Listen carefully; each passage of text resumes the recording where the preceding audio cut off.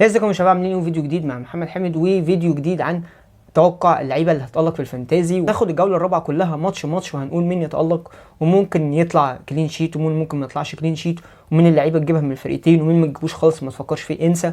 وتوقع كمان النتائج بتاعه الماتشات دي، فتابع معايا لو مهتم بالفانتازي اكتر. وقبل ما نخش في الفيديو لسه عامل اشتراك، انزل اعمل اشتراك وفعل زر الجرس عشان يوصلك كل جديد.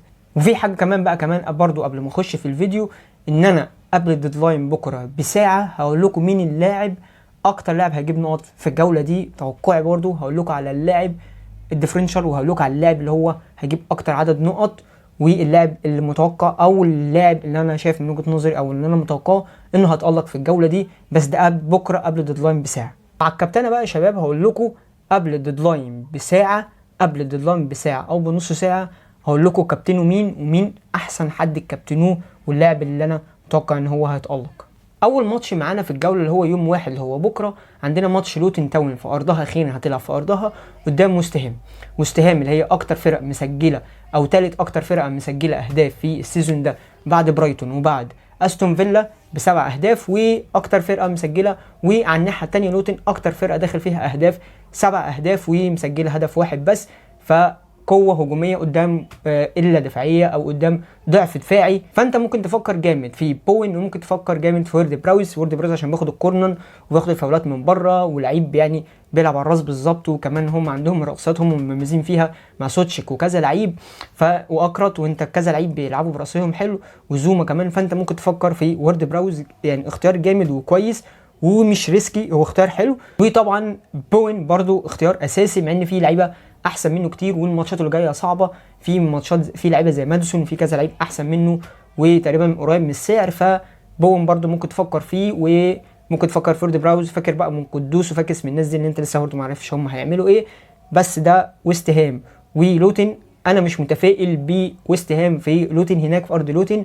ملعب لوتن ملعب زي الزفت يقرف، والملعب مش يتفائل بالخير خالص. ده هم لحد دلوقتي ما بيلعبوش فيه عشان الملعب مش كويس و10000 ويقرف وفي روايح كريهه ويعني من كل حاجه هو يقرف حرفيا. فاحنا مش عارفين نوتن على ارضها هتبقى عامله ازاي. فابعد طبعا عن الدفاع، خليك في بوين بس على الاقل من ويست هام. واتوقع ان ويست هام ممكن تفوز 2 أو 3-1، واتوقع ان ويست هام هتلبس جون. خش في تاني ماتش بقى، شيفيلد وايفرتون في ارض شيفيلد. ووحش بيلعب اوحش منه، انت فاهمين انا قصدي ايه. شيفيلد جايبه هدفين وداخل فيها 5 اهداف، بس ايفرتون بيخش فيها بس ما بتجيبش خالص، مش عارف ليه. وبعد كده ده هيودينا بقى ان انت ممكن تجيب مين وما تجيبش مين من الفرقتين. شيفيلد انت ممكن تجيب الحارس اللي هو تألق وعامل سيف كتير قدام السيتي. وايفرتون مش متفائل بالفرقه دي، يعني مش متفائل خالص صراحه. فانت من شيفيلد ممكن تجيب بس الحارس ده من ناحيه، يعني من وجهه نظري التي لا قيمه لها، ان انت ممكن تجيب الحارس بس. وممكن لو معاك بلدوك ممكن تلعبه، مش معاك بلدوك خلاص ما تلعبوش. انما على الناحيه الثانيه بقى ايفرتون، انا مش ايفرتون حلوه في الثلاث ماتشات اللي لعبوهم، بس برضه ما بدخلش اهداف، والفرقه مش لسه مع جون دايتش انت عارفين جون دايتش طبعا، فلسه الفرقه برضه مش كويسه. فانت ممكن بس تفكر في الحارس بتاع شيفيلد وممكن بلدوك. انما ايفرتون لسه الصراحه مش متفائل معد منهم خالص. انما في لعيب ريسك من هجوم شيفيلد ممكن تجيبه لو عايز تعمل ريسك. ممكن تريسك باوليفر ماكبيرن اللي هو المهاجم اللي نزل في اخر 10 دقايق او ربع ساعه من ماتش السيتي، وكان واخد كل الكور الطويله وكان عامل شغل عالي. فالمهاجم ده بيتحرك كتير و188 سم، ممكن يجيب كره راسيه. فانت ممكن ده اللي تفكر فيه ريسك بس، انما غير كده هو الحارس بتاع شيفيلد. ولو الماتش الوحيد اللي ايفرتون دخلت فيه اجوان هو الماتش ده بتاع شيفيلد، يبقى انت اللي فقري بقى، بره عني وبره عن نفسي، يعني انا كمان يبقى فقري. ويتوقع ماتش شيفيلد وايفرتون، الماتش ده اتوقعه فوز شيفيلد 1-0 بالعافيه او 2-0، يعني 1 أو 2-0 بس. وايفرتون ان شاء الله، يعني ان شاء الله مش هتجيب اهداف، وشيفيلد تفوز 1 أو 2-0 بس في العافيه، او 0-0 ونخلص. المهم ان الماتش ما شيفيلد ما يخش فيها جوان. ماتش السيتي وفولهام في ارض السيتي في الاتحاد. احنا شفنا طبعا فولهام كانت عامله ازاي والاداء عامل ازاي قدام ارسنال، بس ده مش مقياس ان نفس الاداء هيبقى قدام السيتي. السيتي طبعا اجهز واحسن بكتير من ارسنال حاليا، ويوقف على رجلها اكتر بكتير. وكمان السيتي الفريق الوحيد اللي 3 ماتشات وين 3، هو الوحيد اللي جمع 9 نقط، وهو الوحيد اللي ما دخلش فيه غير هدف واحد بس، اللي هو ماتش شيفيلد اللي هو اول ما جبت منه مدافع اللي هو ووكر راح داخل فيه هدف. يعني حاجه في منتهى العبط، واللي غلطان في ووكر. فهي يعني استغفر الله العظيم، هي بتعاند مع اللعبه. انت ممكن يبقى عندك دفاع زي ما انت من السيتي، زي ما انت عندك اكانجي لو لعب، او اوكي برضو لو لعب، ووكر برضو لو عندك خليه عندك، وإيدرسون برضو لو عندك خليه عندك. يعني عندك دفاع من السيتي خليه عندك زي ما هو، وانت كده كده اساسي هالاند ما ينفعش يطلع من التشكيله، وممكن يا اما الفاريز يا اما فودن، بس يبقى انت خليك في اكي، خليك في اكي الوحيد اللي مضمون انه يلعب هو ووكر، ويخليك في فودن، ويخليك في هو هالاند. ده الثلاثه بالنسبه لي ممكن يلعبوا الماتش الجاي. واتوقع ماتش السيتي وفولهام فوز السيتي 2-0 او 3-0. الماتش الرابع معانا ماتش تشيلسي نوتنجهام فورست. احنا شفنا نوتنجهام فورست كانت عامله ازاي، وجابت هدفين في اول 5 دقايق قدام اليونايتد، وده ان دل على شيء يدل ان منظومه الدفاع بتاعه اليونايتد والمنظومه الدفاعيه بتاعه اليونايتد منظومه زي الزفت مع تنهاج. وده برده ما يقللش من اوانجي او يقل من جيبس وايت. فرقه تيم حلو هجوميا ومنظومه حلوه كنوتنجهام فورست، وكلعيبه طبعا يعني في فرق سكواد طبعا رهيب. فقدام تشيلسي اللي كله راح ستيرلينج، وجاب ستيرلينج وجاب جوستو وجاب تشيلو ومش عارف ايه، كلكم ان شاء الله هتلبسوا خوازيق ان شاء الله، عشان انا ما جبتش ولا حد منهم ولا الان، ولا جبت ستيرلينج ولا جبت جوستو ولا جبت تشيلو ولا جبت اي حد. فان شاء الله هتلبسوا خازوق مغري ان شاء الله، يعني ان شاء الله بعيدا عني الحوارات دي كلها. فانا مش متفائل ان تشيلسي، مش متفائل يعني ان ستيرلينج هيعمل حاجه في الجوله دي قوي، ومش متفائل برضو ان الرجاله تطلع كلين شيت. انا حاسس برضو ان نوتنجهام فورست هجيب جون على الاقل. فانا برضو مش حاطط يعني معاك تشيلو الخليج زي ما هو ومعاك جوستو، بس خلي بالك ان جوستو ما تروحش تشتريه، لان جوستو بعد كده ريس جيمس هيرجع بعد التوقف الدولي، اول ماتش اللي بعد التوقف الدولي، فكده كده ريس جيمس قرب يرجع وراجع بعد التوقف الدولي. فانت برضو ما تروحش تجيب مخصوص، او لو هتعمل سالب ما تروحش تجيب مخصوص اللي هو جوستو، ويخليك في تشيلو زي ما انت، وخليك في ستيرلينج، وخليك في جاكسون زي ما انت. برضو انت لو معاك اوانجي او معاك جيبس وايت برضو قيم زي ما انت، ممكن يخطفوا جون، او ده يخطف اسيست وده جون، واوانجي ممكن يخطف جون برضو. في حاجه بقى اخيره عايز اقولها في ماتش تشيلسي ونوتنجهام فورست، ان في ماتش تشيلسي اللي معاه سانشيز حارس تشيلسي او ناوي يروح يجيبه، لان سانشيز في ماتش نوتنجهام فورست هيصد ضربه جزاء.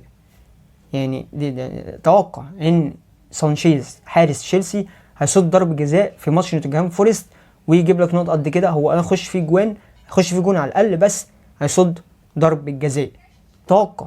واتوقع الماتش ده 3-1 او 2-1 بالعافيه لتشيلسي. الماتش الخامس بقى ماتش بيرنلي والسبيرز في ارض بيرنلي زي الزفت، داخل فيها 6 اهداف ومدخل هدف واحد، وكومباني لسه برضو ما عملش توليفه مع الفرقه حلو، شكله هينزل تاني زي ما طلع زي ما هينزل. والسبيرز دفاعها كويس والفرقه كويسه، فانت ممكن تختار ماديسون، سيبك من اي حد، هو ماديسون واللي هو بيدرو اللي هو المدافع وبس. انا متوقع ان بيرنلي هتيجي في الماتش ده وهتجيب اهداف، ويبقى خليك معاك بس في ماديسون، وسيبك بقى من اي حد تاني، هو ماديسون بس اللي انا شايفه من وجهة نظري في الماتش من الفرقتين كله هو ماديسون. ان توتنهام لو عملت هو ماديسون هو اللي هيعمل. متوقع الماتش ده 2-1 لتوتنهام. ماتش برينتفورد وبورنموث، ماتش على ارض برينتفورد قوي جدا كمنظومه وكل حاجه كمان، وبالذات على ارضهم. فانت خلي معاك ويسا وخلي معاك مبيومو زي ما انت، وفاكس من اي دفاع، خليك في ويسا وخليك في مبيومو بس كهجوم، لان بورنموث بنسبه كبيره هيجيب اهداف. وانا متوقع ان الناس الاول اللي هتطلع كلين شيت في الجوله دي كلها عموما من الفرق. والماتش ده اتوقعه 2-1 لبرينتفورد.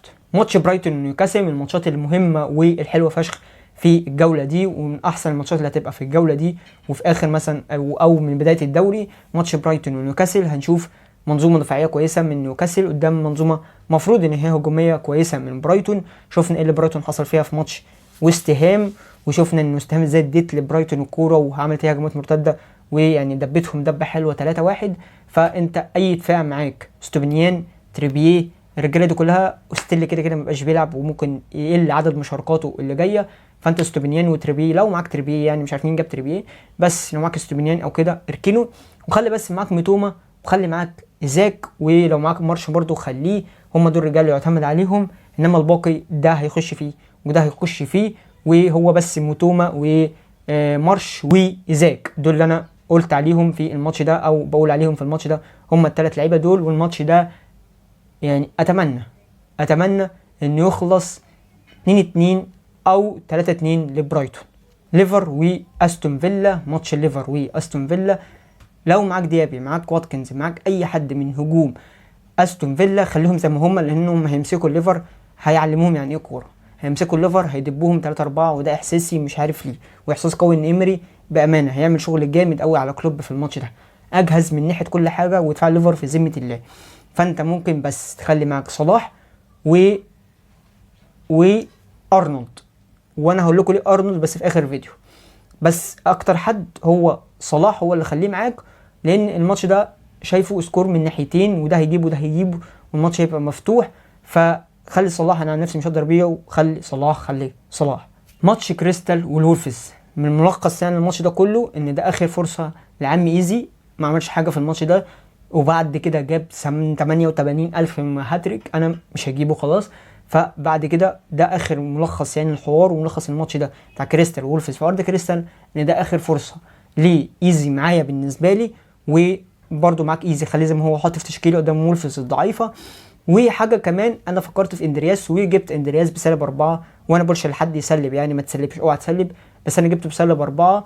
اندرياس كويس ومن اكتر المدافعين اللي جاب نقط، فانا فكرت في اندرياس وقررت ان انا جبت اندرياس، ويعني جبته على مدافعين توتنهام، وبقيته على مدافعين توتنهام، وجبت اندرياس وراهنت عليه هو وايزي.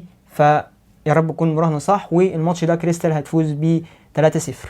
اخر ماتش معانا بقى في الجوله وهو ماتش ارسنال واليونايتد. مش ممكن يكون ده يا جدعان ماتش انفجار راشفورد او ساكا؟ الله اعلم يعني، انا مش فاهم الصراحه بالنسبه لهم حاجه، وزهقت وجديت بقى من الاثنين، بالذات راشفورد يعني. بس راشفورد، المشكله ان راشفورد مش بيتألق دلوقتي غير مثلا بعد مثلا الجوله الخامسه السادسه هكذا، بيبدا بقى يسخن ويبدا بقى يشتعل، ويكون خلص بقى ايه كل التبرعات اللي هو بيلمها. وهنشوف الماتش ده الاثنين دفاعهم ملط، والاثنين هيسجلوا. خلي معاك راشفورد وخلي معاك ساكا.